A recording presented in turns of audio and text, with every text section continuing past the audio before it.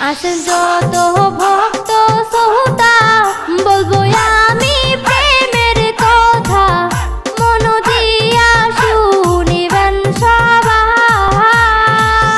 এই ঘটনা ঘটেছিল বাংলাদেশে মানিকগঞ্জ জেলা, অনলাইনেরই প্রেমের কথা ও আমি তুলে ধরতে চাই। মেয়ের নামটি হইল মিহিতু, ছেলের নামটি রিপুন মিয়া, মানিকগঞ্জ জেলায় বসত বাড়ির টিকটকার লাইকি